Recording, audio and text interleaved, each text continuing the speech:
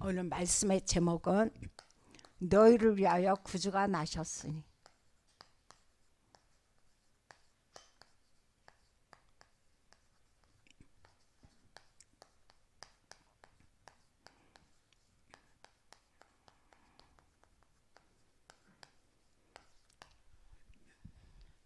이제 2022년도 내일이면 아디입니다.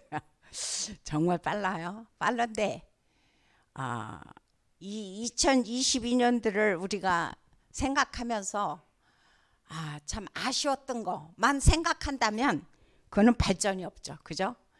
이왕 지나간 거는 지나간 거고 만약에 그것이 안 되어졌다면 오늘부터 다시 하면 돼요. 지금 이 시점부터 우리는 다시 해야 됩니다.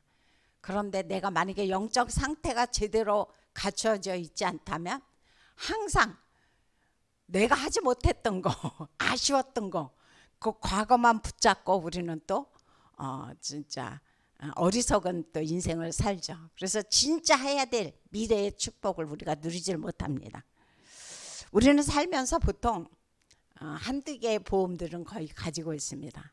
그런데 이번 주 목사님께서 하시는 말씀이 무슨 말씀을 하셨냐면은, 물론 우리가 살아가면서 일반 보험을 들으는 것도 굉장히 중요하다 하시면서 하시는 말씀이, 그런 보험도 중요하지만 그거보다 더 중요한 보험이 뭐냐? 말씀이 우리 인생의 보험이 돼야 된다고 그랬어요. 정말 너무 멋있었어요. 그래서 역시 성령께서 그 마음에 은혜를 주시기 때문에 하나님께서 또 이런 말씀도 선포하게 하시는구나, 그 생각을 했어요. 사실 저는 말씀이 우리 인생의 보험이 된다. 저는 그 말씀을 쓰는 순간, 듣는 순간, 야, 그렇구나. 우리는 보통 그냥 일반 보험만 들려고 혈안이 되어 있어요. 그래서 막 없는 돈도 막 이렇게 막 그냥 끌어다가 우리는 보험을 들지만, 진짜 하나님의 자녀에게 중요한 보험은 어떤 보험이다? 말씀이라고 그랬어요. 이 말씀이 얼마만큼 내 인생에, 내 영혼 속에 자리 잡느냐에 따라서 그 사람이 하나님께서 이끄시는 진짜 그 은혜의 강 속으로 들어갈 수 있느냐, 아니면 날마다 사단에 속아서 이 땅에서 고통당하면서 살 것이냐, 그거는 우리의 결정에 달려 있습니다. 그래서 내년 한 해는 만약에 내가 그렇게 하지 못했다 하면 어떻게 하면 된다고요? 오늘부터 다시 하면 돼요. 그래서 이제는 말씀을 뭘로 붙잡아요? 인생의 언약으로 붙잡으시면, 말씀 아예 언약으로. 말씀을 인생 보험으로 드는데 말씀을 언약으로 붙잡아서 뭘 누리느냐? 빛의 경제를 누리라고 그랬어요. 저는 이 말씀도 들으면서 그렇구나. 빛의 경제를 누리는 것은, 물론 우리가 현장에서 열심히 내 나름대로 일했을 때 하나님이 저희에게 경제를 주시는 거지만, 그것보다 진짜 근본적인 경제의 축복은 뭐다? 말씀을 나의 언약으로 붙잡을 때, 이것이 우리에게 주시는, 진짜 이삭에게 1년 농사했을 때 100배의 축복을 주셨던 것처럼 하나님은 우리에게 이 경제의 축복을 부어주신다라고 성경 우리에게 말씀해 주고 있습니다. 그래서 내년 한 해는 이 말씀을 언약으로 붙잡는데 어떻게 붙잡으면 좋겠느냐? 의식적으로 붙잡았으면 좋겠어요. 의식적으로. 우리가 기도할 때도 그냥 기도하지 말고 의식적으로 하나님 앞에 기도해라고 그랬죠. 그래서 내년 한 해도 이 말씀을 의식적으로 나의 각자의 언약으로 붙잡고 살아나가셨으면 참 좋겠다라는 저희 생각입니다. 성경하면은 우리가 너무도 잘 알죠. 성경은 몇 권입니까? 66권이에요. 그래서 3927, 구약 39권, 신약 27권. 근데 이 성경 66권이 한 1600여 년에 거쳐서 이 성경이 주어졌습니다. 근데 거의 한 40여 명의 저자에 의해서 이 성경이 주어졌는데, 이 성경은 그러면 40여 명이 그대로 자기들의 생각을 기록한 것이냐? 그렇지 않다고 그랬어요. 하나님께 감동을 받아서 그 사람들은 한 게 뭡니까? 대필력 할 만한 겁니다. 옛날에 우리 대소소라는 거를 저희는 시골에서 있었어요. 대소소가. 지금은 이제 거의 그런 것들이 많이 없지만, 그래서 이 40여 명의 저자가 1600년이라는 그 기간을 거쳐서 시간이 달랐고 공간이 달랐고 지역이 달랐어요. 그렇지만 그 모든 사람들이 그리스도에 대해서 거의 공통적으로 기록을 했습니다. 어떻게 그럴 수 있을까? 왜 그래요? 성령의 감동을 받아서 기록되었기 때문에. 그래서 디모데후서 3장 15절에 보면 그런 말씀을 해주고 있습니다. 하나님의 말씀은 하나님의 영으로 감동돼서 지어진 것인데, 이 하나님의 말씀이 하는 역할은 뭐냐? 우리 사람을 온전케 한다는 거. 온전케. 이 땅에 어떤 율법이, 이 땅에 어떤 학식이, 이 땅에 어떤 철학이 우리를 온전케 하는 것이 아니라는 거예요. 뭐가? 언약 대신 하나님의 말씀이 그 사람을, 우리를 온전케 하신다 그랬어요. 그래서 베드로전서 2장 2절에 보면은 그런 말씀이 나옵니다. 어떤 말씀이냐면은 신령한 젖을 사모하라. 신령한 젖이 뭡니까? 바로 말씀이죠. 그러면서 그 말씀이 너희를 어떻게 하느냐? 구원에 이르도록 한다 그랬어요. 구원에 이르도록. 참 너무도 감사하죠. 그래서 아기가 태어나면 이 땅에서 젖을 먹어야 성장하는 것처럼 하나님의 자녀 역시 무엇을 먹어야 되냐? 신령한 젖인 하나님의 말씀, 신령한 젖인 하나님의 말씀을 먹을 때 우리의 신앙이 쑥쑥쑥쑥 성장하고 하나님이 기뻐하시는 그 방향으로 우리는 살아갈 수가 있습니다. 그래서 저는 그런 생각을 합니다. 이번 주 강단에서 목사님 그런 말씀을 하셨거든요. 우리는 보통 성경 읽어야지 해갖고 창세기부터 시작해서 쭉 가요. 근데 그거 며칠 갑니까? 며칠 못 가요. 우리는 보통 작심 3일이라는 말을 많이 하는데, 글쎄 우리 성도님들이 얼마나 많은 성경을 읽으셨는지 저는 잘 모르겠습니다. 근데 저 역시도 완독은 한 2번을 못한 것 같아요. 2번은 못한 것 같고, 그래서 내가 마음을 먹고 창세기부터 읽으려고 그러면은 진짜 며칠 못 읽어요. 그런데 이번 주 강단에서 뭐라고 말씀하셨느냐? 그렇게 읽는 것도 중요하지만 주일날 강단에서 또는 수요일날 강단에서 선포되는 그 말씀 구절들이죠. 그 구절들을 먼저 묵상하라는 거예요. 근데 참 그 말씀이 맞다. 물론 우리가 일반적으로 전체적으로 성경을 묵상해 나가는 것도 참 중요하지만 강단을 통해서 하나님께서 어떤 말씀을 우리에게 언약의 말씀을 주시는가, 그거를 잘 내가 듣고 그 다음에 뭐 하는 겁니까? 다시 집에 와서 하나씩 찾아보는 겁니다. 근데 그게 굉장히 우리에게 필요하고 중요한 것을 저는 느껴집니다. 제가 지난번 40일 집중할 때 그때 무슨 말씀을 하셨냐면은 굉장히 성경 구절이 많이 나왔어요. 그런데 그 성경 구절들을 그냥 여기서 듣고 끝나지 말고 그걸 하나하나 찾아서 한번 기록해 보라 그러셨어요. 굉장히 망설였어요. 하려고 그러니까 너무 많은 거예요. 그래서 이거를 만약에 하루 놓쳤다? 그럼 너무 부담될 것 같아. 그래서 처음에는 며칠, 한 3일을 갈등했어요. 쓸까 말까 그러다 쓰려고 보면 막 어느 거는 무슨 뭐 거의 한 장이고 도저히 못 쓰겠어. 그래서 3일을 안 썼어요. 근데 내 마음속에 아니다. 강단을 통해서 목사님을 통하여 하나님의 말씀을 선포하실 때는 그 속에 분명히 성령의 음성이 있다라고 생각을 해서 다시 마음을 다 잡고 그때부터 강단에서 나오는 성경 구절을 쓰기 시작을 했습니다. 근데 진짜 거의 노트 꽤 많이 차지를 했어요. 근데 정말 힘들었지만 제가 그거를 기록하고 난 다음에 저에게 느껴진 것은 뭐냐? 저의 머리에 남더라고요. 그 말씀이 더 제 가슴에 자리를 잡더라고요. 그래서 그냥 한번 이렇게 읽으면 잊어버려요. 그런데 그 전에 우리 공부할 때 보면은 쓰면서 공부하지 않아요. 근데 그냥 읽고 눈으로 읽고 공부하는 것과 내가 쓰면서 공부하는 건 굉장히 차이가 나거든요. 그래서 우리가 하나님의 말씀도 강단에서 어떤 말씀들이 선포될 때 그 말씀들을 집에 가셔서 가능한 한 바로 안 되면 그날이라도 넘기지 마시고 찾아서 묵상하신다면 훨씬 더 좋지 않을까, 저는 그런 생각을 합니다. 그래서 내년 한 해 또 우리가 나름대로 또 뭔가 결심을 하지 않습니까?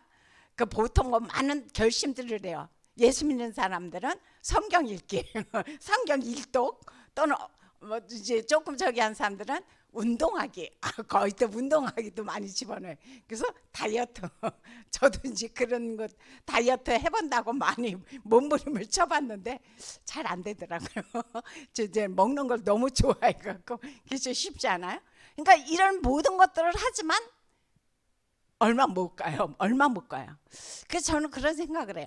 그렇다면 내년 한 해 우리가 물론 성경을 다 읽는 것도 중요하지만 아까 말씀드렸던 것처럼 그 이번 기회에 한번 강단에서 어떤 말씀이 선포되든 간에 그 귀절을 내가 한번 쭉 묵상해 보자. 내년 한 해만큼은. 한 해만큼이 아니죠. 다시 시작인 거죠. 그죠? 그러면서 작품을 남기는데 어떤 작품을 남기느냐 한번 기록해 보자. 저는 그 생각을 했어요. 어제 메시지를 이렇게 이제 준비를 하는데 제 마음에 성령께서 그 감동을 주셨어요. 우리가 지금 요즘 작품을 남기자 굉장히 많은 말씀들을 합니다.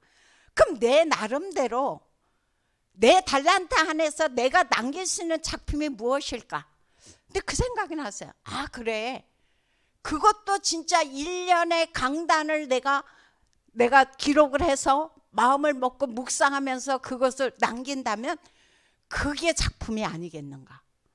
좀 그 생각을 했어요. 그래서 참 좋은 생각이다, 그런 마음을 먹었거든요. 그래서 우리 성도님들 가운데도 성령의 감동이 오시면 그런 작품을 한번 남겨보는 한 해가 되시기를 부탁드립니다. 이번 주에 본론입니다. 예수 그리스도께서는 5시간표를 통해서 우리에게 오셨다고 그랬어요. 영세전에 계신 그리스도, 성육신하신 그리스도, 부활하신 그리스도, 재림하신 그리스도, 그리고 심판하러 오실 그리스도. 이 5시간표로 예수 그리스도가 이 땅에 오셨고 또 앞으로 오실 것인데, 이 예수 그리스도께서 우리가 이제 수요일 날 말씀을 나눴던 것처럼 영세전에 계신 그리스도는 어떤 그리스도냐? 이 땅에 와서 창조의 모든 역할을 감당하신 분입니다. 원래 창세 전부터 이 땅에 계셨는데 그 그리스도가 우리와 함께 하셨다고 그랬죠. 그래서 그분께서 오늘은 어떻게 했다고 그랬느냐? 성육신 하신 그리스도. 자, 이 모든 것이 다 뭐냐? 말씀을 성취하기 위한 겁니다. 이 5시간표에 의해서 그리스도께서 이 땅에 오신 것은 그때마다 말씀을 성취하러 오셨지 당신 마음대로 이 땅에 오시지 않았습니다. 그래서 요한복음 1장 14절에 보니까 우리가 너무도 잘 아는 말씀이죠. 말씀이 뭐가 됐다고 그랬습니까? 육신이 됐다 그랬어요. 말씀이 육신을 떼어 이 땅에 오셨다고 그랬죠. 그래서 그 육신이 돼서 오신 그 그리스도가 바로 빌립보서를 찾아봅니다. 빌립보서 2장 5절부터 8절입니다.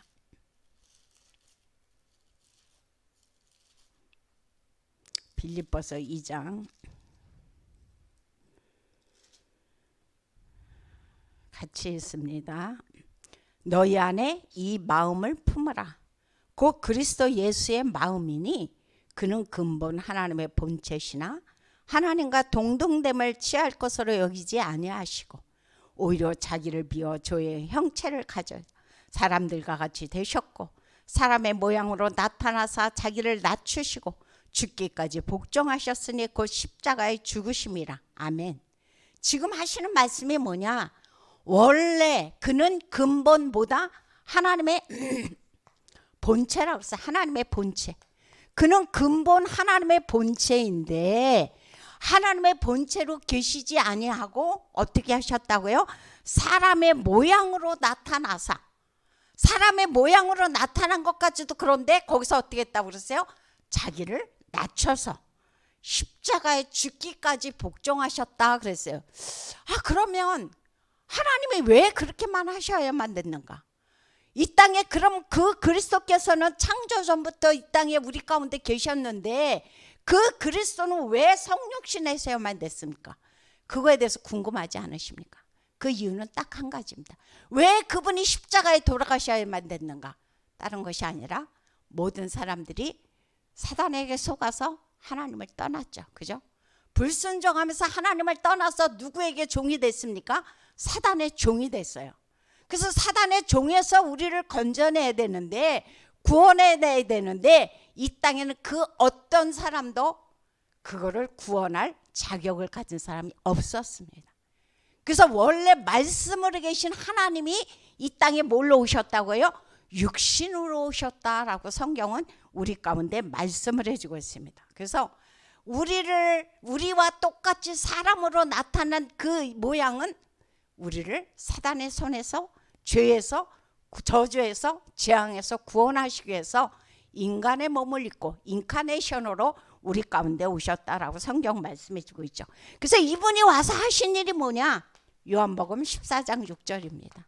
내가 곧 길이요 진리요 생명이니 나로 말미암지 않고는 아버지께로 올 자가 없다 그랬어요. 그래서 사도행전 4장 12절에 보니까 천하 인간의 구원 얻을 만한 다른 이름을 준 적이 없는 거예요. 이 땅에는 그 어떤 것도 하나님 만날 수 있는 길은 없습니다. 오직 누구만? 그리스도 아니고는 이 땅에 하나님 만나는 길이 없다는 거죠. 그 다음 두 번째로 이분이 와서 하신 일이 뭐냐? 마가복음 10장 45절. 인자가 온 것은 섬김을 받으려 함이 아니라 뭐라고 하셨어요? 오히려 섬기려 하고. 섬기는 것까지도 좋아요. 근데 뭐 하려고 그랬어요? 대속물로 주려 함이라. 대속물. 대속물은 무슨 말씀인지 아시죠? 대신 속죄 제물이 됐다고 그랬습니다. 예전에 구약시대 때는 그래서 매번 나갈 때마다 짐승을 잡았어요. 자기 형편에 따라서 소도 잡고 양도 잡고 비둘기도 잡고. 그런데 이제 히브리서 10장에 보니까 그리스도께서 단번에 십자가에 피 흘려 돌아가심으로 더 이상 양을 잡을 필요가 없다고 그랬어요. 더 이상 소를 잡을 필요가 없다고 그랬어요. 왜? 그분이 단번에 속죄 제물이 되어주셨기 때문에. 그 다음 요한일서 3장 8절에 보니까 무슨 말씀을 가지고 있느냐? 죄를 짓는 자는 마귀에게 속하나니 마귀는 처음부터 범죄함이라. 하나님의 아들이 나타나신 것은 뭐다? 마귀의 일, 마귀의 일을 멸하려 하려 하심이라 그랬어요. 그 요한복음 10장에 보니까 그런 말씀을 주고 있어요. 마귀가 하는 것은 마귀가 하는 일은 뭐예요? 도적질하고 죽이고 멸망시키는 일이에요. 그래서 이 마귀가 하는 그 일을 이 땅에 와서 멸하시기 위해서 예수 그리스도가 뭘로 오셨다? 성육신에서 우리 가운데 오셨다고 지금 성경은 우리 가운데 말씀을 해주고 있습니다. 그래서 이 모든 말씀을 하시면서 이 모든 것도 다 뭐다? 말씀의 성취다. 당신 마음대로 이 땅에 와서 원래 그분 하나님이시지만 그분은 당신 마음대로 한 것이 아무것도 없고 이거 역시 말씀을 성취하기 위해서 우리 가운데 오셨다는 거죠. 그 다음 두 번째로 성육신하신 그리스도는 어떻게 됐습니까? 우리의 죄 때문에 이 문제 때문에 이 근본 문제 때문에 십자가에 돌아가시고 부활을 하셨습니다. 부활하신 그리스도죠. 이 부활하신 그리스도를 우리가 만약에 모른다? 그거는 진짜 안고 없는 찐빵이라고 얘기해요. 안고 없는 찐빵이다. 그래서 고린도전서 보면은 고린도전서 15장에 그런 말씀을 해주고 있습니다.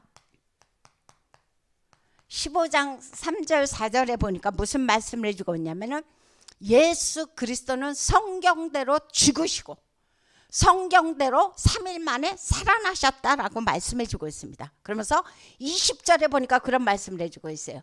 이 예수 그리스도께서 잠자는 자들의 첫 열매. 첫 열매라는 표현을 왜 썼을까요? 첫 열매라는 것은 뭐냐면은 예수 그리스도가 부활한 것처럼 우리 나머지 하나님의 자녀들 역시 차례대로 부활한다는 말씀을 여기서 이제 해주고 있는 겁니다. 이 부활 역시 뭐냐? 말씀을 성취하기 위해서. 그래서 아까 얘기했죠. 말씀대로 돌아가시고 말씀대로 살아나셨다. 그래서 주님은 이 땅에서 하신 일이 모두 다 뭐다? 말씀을 성취하러 이 땅에 오셨다는 사실을 우리가 기억을 해야 됩니다. 그러면서 두 번째로 보니까 고린도전서 15장 12절에서부터 14절에서 그런 말씀을 해주고 있습니다. 예수 그리스도는 이 땅에 오셨는데 만약에 부활이 없으면 아까 안 꼽는 찐빵이라고 그랬죠. 우리가 전파하는 것도 헛것이래요. 전파도 헛것. 더 가장 중요한 것보다 우리의 믿음도 헛것이라고 그랬어요. 아무 소용이 없다는 거죠. 근데 이 땅에서 종교 지도자들이 많이 있지만 부활하신 사람이 있습니까? 종교 지도자를 떠나서 이 땅의 사람들은 남자의 후손으로 온 사람들은 그 누구도 부활한 사람이 없습니다. 오로지 부활하신 분은 누구? 여자의 후손으로 오신 그리스도만 이 땅에 모든 죄와 저주와 사단을 이기고 부활하셨다는 사실입니다. 그럼 부활이 왜 중요하냐? 부활이라는 증거는 뭐냐? 첫째, 사단을 이겼다는 증거예요. 부활이라는 증거는 뭐냐? 죽음을 이겼다는 거예요. 부활이라는 증거는 뭐냐? 이 땅의 모든 저주와 재앙을 끝나셨다는 겁니다. 그래서 부활이 너무도 중요합니다. 그래서 우리에게 만약에 부활이 없다 그러면 우리의 전파도 헛것이요 우리의 믿음도 헛것이다라고 성경 우리에게 말씀해 주고 있습니다. 그래서 마태복음 28장 16절부터 쭉 보면은 주님께서 우리에게 당부하신 말씀이 있습니다. 그 말씀이 뭐냐? 내가 너희에게 하늘과 땅의 모든 권세를 준다. 그러니까 그냥 하는 것이 아니라 이미 내가 너에게 하늘과 땅의 모든 권세를 주니까 그 권세를 가지고 너 혼자 잘 살아가는 것이 아니라 너희는 뭐다? 그 권세를 가지고 너희가 하는 것이 이 땅에 나가서 제자 삼으라 했어요. 제자. 지금 우리가 70제자 놓고 계속 기도하고 있죠. 제자를 삼고 그 다음에 뭐라고 말씀해 주고 있냐? 성삼위 하나님으로 세례를 주고 이 모든 것을 가르쳐 지키게 하라. 그것이 우리의 할 일이라고 주님은 우리에게 말씀을 당부해 주고 있습니다. 그래서 이 그리스도가 그럼 뭐 했느냐? 부활하셔서 다른 것 하지 않았죠. 성삼위 하나님으로 말미암아 우리와 함께 하고 계신다라고 말씀을 해주고 있습니다. 이 그리스도는 그래서 지금 부활하셔서 성령으로 우리와 함께 계십니다. 간단히 보겠습니다. 재림주로 오실 것입니다. 부활하신 그리스도는 반드시 재림주로 오실 것이기 때문에 사도행전 1장 9절서부터 11절에 그런 말씀을 해주고 있어요. 내가 하늘로 올라간 그대로 구름을 타고 하늘로 올라간 그대로 내가 너희가 보는 데서 속히 다시 오리라. 그래서 우리는 그날을 기다리고 있죠. 그래서 그 말씀을 생각을 하면서 그렇구나. 정말 이 예수 그리스도께서 이 땅에 오셔서 할 일이 모든 것을 다 끝내시고 지금 보좌 우편에 계시지만 장차 얼마 가시지 않아서 그 그리스도는 우리 가운데 다시 재림하신다는 겁니다. 그 다음에 이 그리스도는 이제는 뭐예요? 마지막으로 심판주로 이 땅에 우리 가운데 또 오신다고 그랬습니다. 계시록 20장 4절부터 5절에 보니까 무슨 말씀을 해주고 있냐면은 생명책이라는 말씀이 나와요. 생명책에 기록된 대로 내가 다 뭐예요? 심판하리라. 생명록에 이 사람 저 사람의 그 모든 것을 기록을 해놔서 마지막 때에 내가 너희를 심판을 하는데 어떻게 심판을 하냐? 예수를 믿은 사람, 하나님의 자녀가 된 사람과 믿지 않는 사람을 분리를 합니다. 그러면 지옥을 가는데 지옥은 누가 가느냐? 누가 가느냐? 제가 요양원에 가서 어르신들한테 지옥은 어르신들 누가 갈까요? 그랬더니 이 땅에서 엄청 나쁜 짓 한 사람들 엄청 나쁜 짓 한 사람들이 지옥에 간다는 말씀을 하시더라고요. 물론 그 말도 틀린 말은 아니에요. 하지만 그건 아닙니다. 정말 지옥은 누가 가느냐? 뭐 살인을 하고 정가 몇십 번을 한 사람이 가는 것이 아니라 죄 문제를 해결받지 못한 사람. 그 죄 문제가 뭐예요? 바로 원죄. 원죄 문제를 해결받지 못한 사람이 뭐예요? 지옥에 간다라고 성경 우리에게 말씀해 주고 있어요. 그런데 요한복음 5장 24절에서는 무슨 말씀을 해주고 있냐? 이제 너희는 사망에서 어디로? 생명으로. 사망에서 생명으로 옮겨졌기 때문에 우리에게는 더 이상 이 심판과는 상관이 없습니다. 그래서 우리는 날마다 감사하고 또 감사하는 거죠. 자, 오늘의 결론입니다. 결론은 다른 말씀이 아니라 저는 이 말씀들을 쭉 보면서 그 근본 문제를 해결하신 그리스도께서 이 땅에 말씀을 성취하러 5가지 시간표를 통해서 우리에게 오신 그 그리스도가 지금 뭐다? 우리와 함께 하시는데 정말 이 마지막 때에 내가 하나님 앞에 이 크리스마스에 대해서 다시 한번 묵상을 하면서 우리는 12월 25일 날만 크리스마스냐? 그렇지 않다고 그랬어요. 왜 매일 크리스마스냐? 그 그리스도께서 지금 나와 함께하기 때문에 이 모든 저주 문제를 해결하시고 인간의 근본 문제를 해결하신 그리스도가 지금 나와 함께하기 때문에 우리는 12월 25일 날만 크리스마스가 아니라 매일 에브리데이 크리스마스라고 우리에게 말씀을 해주고 있어요. 그래서 매일매일 우리는 메리 크리스마스예요. 너무너무 감사하죠. 제가 이번에 좀 병원을 갔어요. 병원을 갔다가 이제 제가 사실 어떤 검진을 했다가 그것 때문에 굉장히 인터넷을 뒤져보고 걱정을 많이 했어. 나 또 그 2차 약 먹으면 어떡하나. 무지 걱정을 하고 이제 다시 검사를 하고 딱 갔는데 아무것도 없다는 거예요. 모든 균이 다 죽었다고 얘기를 하시더라고요. 그래서 제가 선생님을 보면서 하는 말이 메리 크리스마스네요. 너무 좋아갖고 보통 많은 사람들이 저에게 그 헬리코박터균이 그 대장 내시 그 위내시경에서 그게 나왔어요. 그래서 이거를 죽이지 않으면 위암에 걸릴 확률이 높다라는 말씀을 하셔서 그런데 이거를 반드시 그 제균 검사를 해서 약을 먹어야 되는데 그 약이 많이 독하다는 거예요. 그리고 주변에서 듣자 하니까 너무너무 겁을 주는 거예요. 그런데 1차를 먹고 보통 사람들이 인터넷이나 또 주변에서 하는 얘기가 거의 다 2차까지 또 먹어야 된다. 근데 2차 약은 너무 독해갖고 위를 다 빵꾸를 낸다는 거예요. 너무 걱정이 됐어요. 그래서 참 사람은 간사해. 기도를 했어요. 제가 기도 안 하고 먹겠습니까? 기도를 했는데 한쪽에서는 또 불신앙이 오는 거야. 이거 또 안 나면 어떡하지? 어머, 나 그러면 안 되는데. 기도를 하면서도 불신앙을 깔고 기도를 했어요. 근데 이번에 가서 다시 그 검사를 해보니까 완전히 죽었다고 선생님이 말씀하시더라고요. 그러니까 나도 모르게 메리 크리스마스 선생님한테 말씀드렸더니 선생님이 막 웃으시더라고요. 그거 가지고 우리가 메리 크리스마스입니까? 아니에요. 그것 때문에 메리 크리스마스가 아니라 이 근본 문제를 해결하신 그리스도가 지금 나와 함께 하니까. 그래서 우리는 메리 크리스마스입니다. 그래서 저는 그러면 올 한 해를 완전히 마무리하면서 내가 고백할 것이 무엇일까? 그걸 한번 생각해 봤어요. 딴 거 다 있지만 물론 수요일날 제가 감사라는 말씀을 했습니다. 그런데 그 모든 감사 역시 뭐다? 은혜구나. 내가 지금까지 살아오게 하신 것도 내가 오늘 이 자리에 설 수 있는 것도 뭐다? 은혜가 아니면 안 되는구나.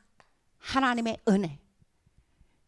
정말 은혜가 아니면 우리는 1초 1분도 살 수가 없는 것이 우리의 존재라는 것을 저는 생각을 합니다. 우리 주인에서 영상을 하나 보내왔어요. 그래서 이 영상이 뭔가 이렇게 보니까 식구들이 전부 다 기도를 하나씩 적고 노트에다 적어서 그걸 하나씩 읽더라고요. 그들이 마지막에 이들이 한 것이 뭐냐? 서로 다 감싸 안고 하는 것이 뭐냐? 은혜, 은혜, 하나님 은혜. 그 찬양을 하는데 제가 울었어요. 야, 진짜 은혜다. 온 식구가 1년을 돌아보면서 이렇게 우리가 살아가게 하는 것도 하나님 은혜다 라고 그들이 고백을 하는데, 그렇구나.